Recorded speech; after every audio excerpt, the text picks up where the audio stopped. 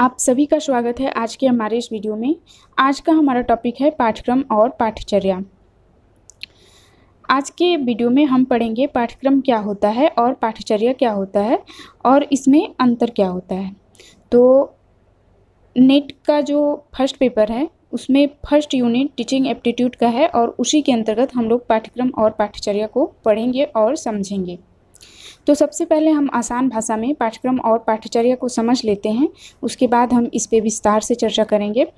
तो मान लीजिए आप ग्रेजुएशन कर रहे हैं और ग्रेजुएशन में जो आपके कोर्स का नाम है वो है बीए, बैचलर ऑफ आर्ट।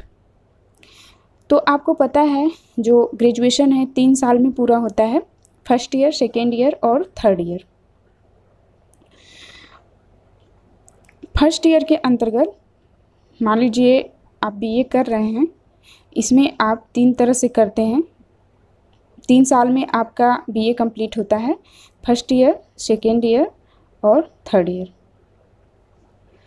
अब इसके अंतर्गत जो भी आप पढ़ते हैं वो पाठ्यक्रम है, इसके अंतर्गत जो पढ़ते हैं वो पाठ्यक्रम है और इसके अंतर्गत जो पढ़ते हैं वो पाठ्यक्रम है।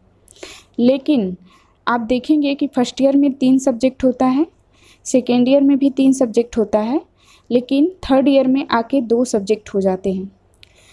तो ये सारा जो क्रियाकलाप है, ये जो सारा व्यवस्था किया गया है वो सारा कहलाता है पाठ्यचर्या। पाठ्यचर्या एक ऐसी व्यवस्था है जो आपको आपके कोर्स के समाप्त होने तक चलता है।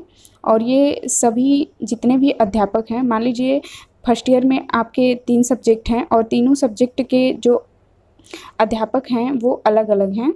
फिर सेकेंड ईयर में भी जो है, फिर थर्ड ईयर में 2 सब्जेक्ट हो जाता है।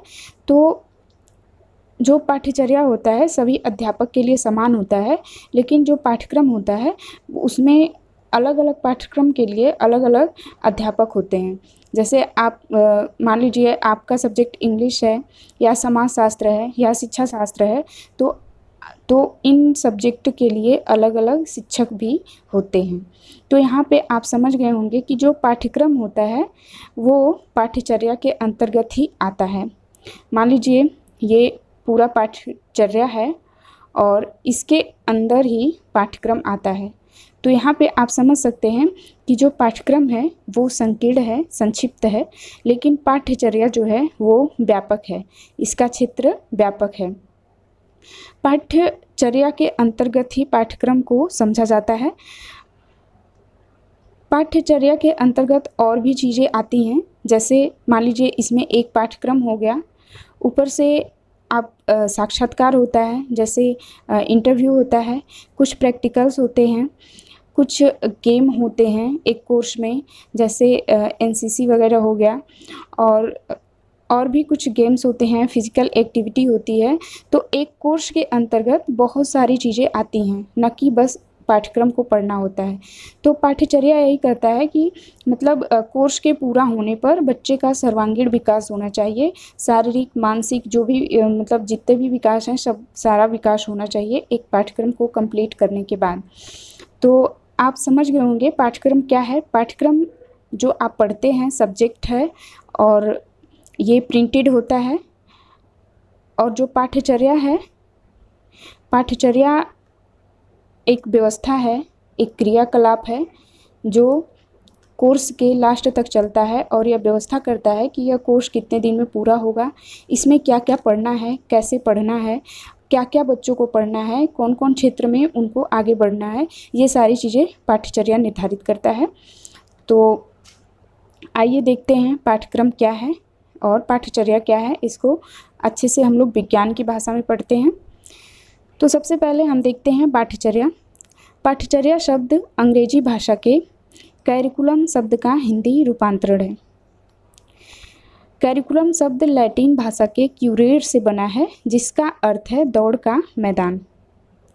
यहाँ पे दौड़ का मैदान से मतलब है कि समय और मार्ग से यहाँ पे लिया गया है कि कितने टाइम में आपको कोर्स पूरा करना है। ये दौड़ का मैदान का अर्थ यही है।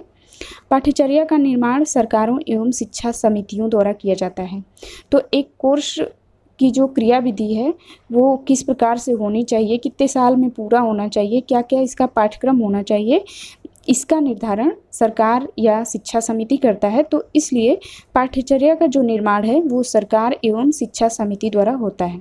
पाठ्यचर्या सभी शिक्षकों के लिए समान होता है, तो सही बात है, पाठ्यचर्या जो है वो सभी शिक्षकों के लिए समान रूप से लागू होती है, चाहे वह शिक्षक किसी भी सब्जेक्ट के से जुड़ा हो, किसी भी पाठ्यक्रम का हो, या वो इंग्लिश का हो, हिंदी का हो, शिक्षा शास्त्र का हो, समाज शास्त्र का हो, किसी भी सब्जेक्ट का शिक्षक हो, उसके लिए पाठ्यचर्या जो है वो समान है। उसके बाद पाठ्यचर्या का क्षेत्र जो है वो व्यापक है। तो पाठ्यचर्या का क्षेत्र व्यापक इसलिए है क्योंकि इसके अंतर्गत बहुत सारी चीज़ें आती हैं। जैसे आपका पाठ्यक्रम जो है वो पाठ्यचर्या के अंतर्गत आता है, कुछ गेम्स होते हैं वो पाठ्यचर्या के अंतर्गत आता है, प्रैक्टिकल होता है, साक्षात्कार होता है, कुछ प्रयोग होता है, रिसर्च होता है, ये सारी चीज़ें पाठ्यचर्या के अंतर्गत आता है। तो इसीलिए पाठ्यचर्या का क्षेत्र व्यापक है। उसके बाद अब हम देखते हैं पाठ्यक्रम क्या होता है। तो पाठ्यक्रम दो शब्दों से मिलकर बना है, पाठ्य और क्रम। पाठ्य का अर्थ है पढ़ी जाने वाली विषय वस्तु तथा क्रम का तात्पर्य है क्रमानुसार विवरण। अर्थात पाठ्यक्रम का अर्थ है पढ़ी जाने वाली विषय वस्तु का क्रमानुसार विवरण। पाठ्यक्रम का उपयोग किसी मानक उपाधि को प्राप्त करने के लिए किया जाता है। तो यहाँ पे आप समझ रहे हैं, मान लीजिए आपको कोई सर्टिफिकेट चाहिए, मतलब बीए की सर्टिफिकेट चाहिए, तो आपको इसके लिए उसके अंदर जो पाठ्यक्रम है उसको पढ़ना पड़ता है। तो पाठ्यक्रम का उपयोग किसी मानक उपाधि को प्राप्त करने के लिए किया जाता है। उसके बाद इसमें पुस्तकीय एवं सैद्धांतिक ज्ञान को महत्व दिया जाता है।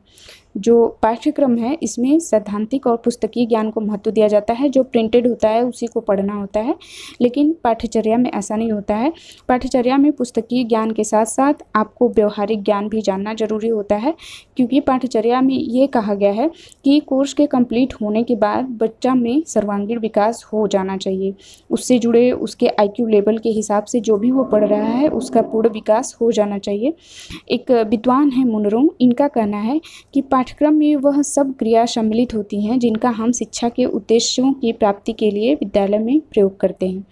तो पाठ्यक्रम में वह सब क्रियाएं सम्मिलित होती हैं जिनका हम शिक्षा के उद्देश्यों की प्राप्ति के लिए विद्यालय में प्रयोग करते हैं।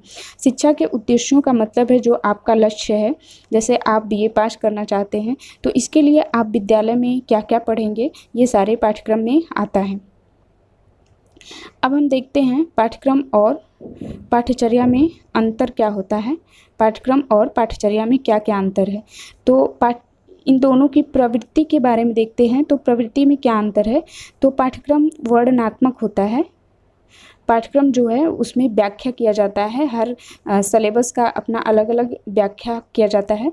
पाठ्यचर्या में निर्देश दिया जाता है। पाठ्यचर्या में निर्देश यही दिया जाता है कि आपको कितने सब्जेक्ट को पढ़ाना है, कितने टाइम में पढ़ाना है और ये कोर्स कितने समय तक पूरा हो जाना चाहिए, तो ये निर्देश दिया जाता है। अब देखते हैं किसके लिए है, मतलब पाठ्यक्रम किसके लिए है और पाठ्यचर्या किसके लिए है। तो पाठ्यक्रम एक विषय के लिए होता है, हर सब्जेक्ट का पाठ्यक्रम अलग अलग होता है, तो इसलिए पाठ्यक्रम जो है वो विषय के लिए होता है, लेकिन पाठ्यचर्या है वो पूरे कोर्स के लिए होता है। उसके बाद हम देखते हैं विषय क्षेत्र। तो जो पाठ्यक्रम का विषय क्षेत्र है वो संकुचित है, संकीर्ण है, लेकिन पाठ्यचर्या का विषय क्षेत्र व्यापक है, विस्तृत है। उसके बाद देखते हैं अगला अंतर कि इनको सेट कौन करता है। तो पाठ्यक्रम को जो सेट करता है वो परीक्षा बोर्ड सेट करता है, लेकिन पाठ्यचर्या को सरकार या उच्च संस्थान द्वारा सेट किया जाता है। अवधि देखते हैं तो निश्चित मान्यता 1 वर्ष तक है। सामान्यतः जो पाठ्यक्रम का समय काल होता है वो 1 वर्ष तक होता है, मतलब कोई भी पाठ्यक्रम है तो उसको अधिकतम 1 साल तक पूरा कर देना चाहिए। या जैसे BTC हो गया, B.Ed हो गया, तो इसमें सेमेस्टर वाइज होता है, 6-6 महीने पे होता है, लेकिन सामान्यतः 1 वर्ष का माना जाता है पाठ्यक्रम। और पाठ्यचर्या जो है वो कोर्स समाप्ति तक होता है। तो पाठ्यक्रम की एक निश्चित अवधि 1 साल तक होती है और पाठ्यचर्या जो है वो कोर्स की समाप्ति तक चलता है। उसके बाद इसमें क्या जैसे किसके लिए कैसे ये लागू होता है, तो विभिन्न अध्यापकों के लिए विभिन्न है। मतलब पाठ्यक्रम जो है वो अलग अलग सब्जेक्ट के लिए अलग अलग अध्यापक होते हैं इसमें, यानी जो पाठ्यक्रम है वो उसके अलग अलग अध्यापक होते हैं, लेकिन और अलग अलग अध्यापकों के लिए ये अलग तरह से व्याख्यायित किया जाता है, लेकिन जो पाठ्यचर्या है ये सभी अध्यापकों के लिए समान होता है। तो ये है पाठ्यक्रम और पाठ्यचर्या में अंतर, सिलेबस और कैरिकुलम। तो यहाँ पे आप अच्छे से समझ गए होंगे कि पाठ्यचर्या क्या होता है और पाठ्यक्रम क्या होता है। अब इससे संबंधित कोई भी सवाल आएगा तो आपका गलत नहीं होगा और आप समझ रहे होंगे कि पाठ्यचर्या और पाठ्यक्रम में जो अंतर होता है वो क्या होता है।